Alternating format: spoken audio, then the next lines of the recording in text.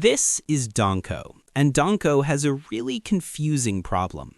Because everywhere Donko looks, grown-ups keep saying the same scary thing. The economy is about to crash. They've been saying it for years, but it hasn't. Prices are high, interest is high, everyone's nervous, and yet the playground just keeps going. Jobs are still there, cookies are still moving, and the big crash everyone promised keeps missing its cue. That's a problem, because when everyone expects things to fall apart, they stop planning, stop building, and stop feeling safe about the future. So why hasn't the economy crashed? What's secretly holding it up? And what happens if those supports disappear? This is why the economy is supposed to crash, but hasn't. Explained like you're 5. Imagine the economy is a big playground. On this playground, everyone uses cookies to buy things. Cookies are money.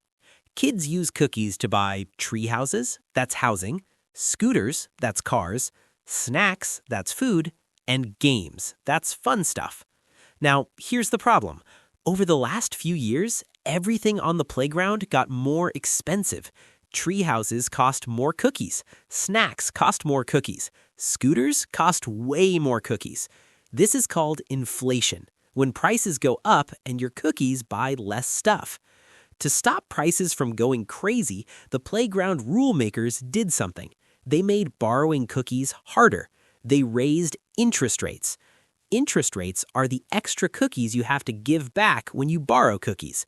Higher interest rates are supposed to slow spending, slow borrowing, slow the economy. And usually when things slow down too much, the economy crashes. That's why everyone expected a recession. That's why people kept saying, any day now.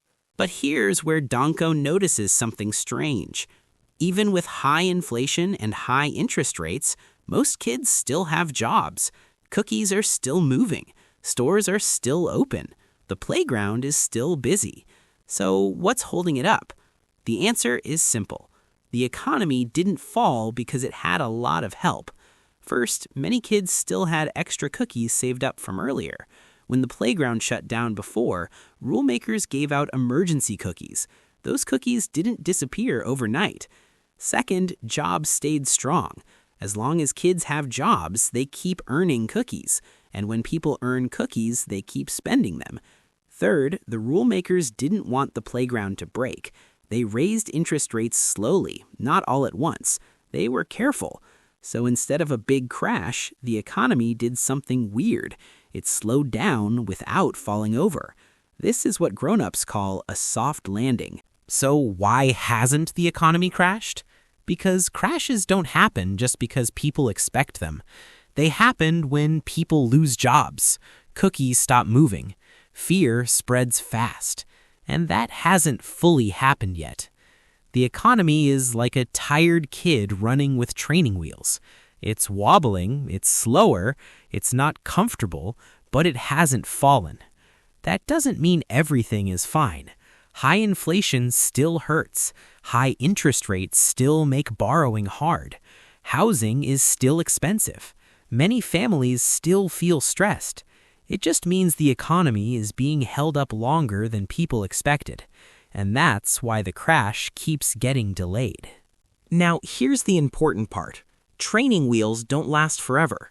If jobs start disappearing, if people run out of savings, if borrowing gets even harder, then the playground could still fall. Or if prices slowly calm down and jobs stay strong, the economy might keep balancing itself. That's why economists keep arguing. That's why headlines keep changing. That's why everyone feels confused. The economy isn't crashing, but it also isn't relaxing. It's stuck in the middle. So now you know why the economy is supposed to crash, but hasn't. If you want more simple explanations of the economy, finance, inflation, recession, interest rates, and how money actually works, hit the subscribe button and join Donko on the playground. And if you're still wondering when the next recession might happen or what signs to watch for, like the video and check out the next one because Donko's breaking it all down, one cookie at a time.